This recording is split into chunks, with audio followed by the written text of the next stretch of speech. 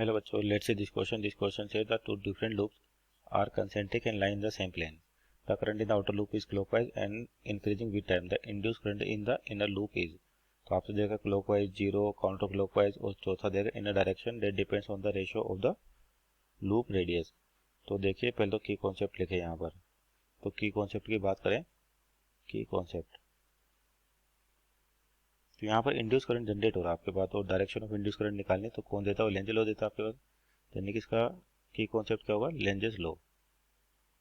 तो Lenz's law के according क्या होता है कि जिस कारण से आपका इंड्यूस करंट जनरेट हुआ है तो डायरेक्शन ऑफ इंड्यूस करंट इस प्रकार होगी कि वो उसी को खत्म करना चाहेगा. और यहाँ पे आपको क्या दे रखा है, दो रिंग है इस प्रकार से, एक इनर रिंग है और एक आउटर रिंग है. तो आउटर रिंग में जो करंट दे रखा है आपने क्लॉकवाइज है और टाइम के साथ इंक्रीज हो रहा है. तो ये बताना कि इनर रिंग के अंदर करंट किस डायरेक्शन में होगा. तो देखिए अगर मान लीजिए यहाँ पे करंट आपके पास आई जनरेट हो रहा है तो इसकी वजह से क्या मैग्नेटिक फील्ड जनरेट होगा, B equal to mu naught I upon 2. अब इसकी रेडियस वगैरह जो भी मान लीजिए आ रहा है, तो इसकी डायरेक्शन की बात करें तो डायरेक्शन कैसे मिलते हैं अपने को, राइट हैंड रूल से. राइट हैंड रूल से, right hand rule, right hand rule के अकॉर्डिंग क्या होगा आपके पास कि जो राइट हैंड की फिंगर्स को अगर अपन डायरेक्शन ऑफ करंट में कर्ल करें तो आपका थंब आपको अंदर की ओर, राइट हैंड का थंब अंदर की ओर पॉइंट करता हुआ दिखाई देगा. इसका मतलब जो मैग्नेटिक फील्ड जनरेट होगा वो इनसाइड होगा, यानी कि माइनस के केप में. या क्या हो रहा है कि यानी कि इनसाइड इस वाले लूप की बात करें तो इनसाइड आपके पास करंट मैग्नेटिक फील्ड है, और कह सकते हैं मैग्नेटिक फील्ड लाइंस अंदर की ओर है.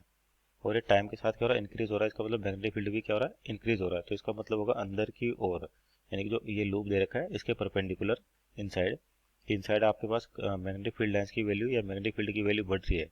तो डायरेक्शन ऑफ इंड्यूस करंट क्या चाहेगा कि इस मैग्नेटिक फील्ड को कम करे. तो उसकी वजह से खुद ऐसे करंट जनरेट करेगा कि उसका फील्ड किधर हो, इसके जस्ट ऑपोजिट यानी कि आउटसाइड हो. तो आउटसाइड की बात करें तो आपके पास राइट हैंड की फिंगर्स को अगर अपने एंटी क्लॉकवाइज डायरेक्शन में रोटेट करें तो आपके पास क्या होगा, इसकी वजह से जो फील्ड जनरेट होगा वो आउटसाइड हो जाएगा. जो यहाँ पे करंट कैसे होगा, इस तरीके से.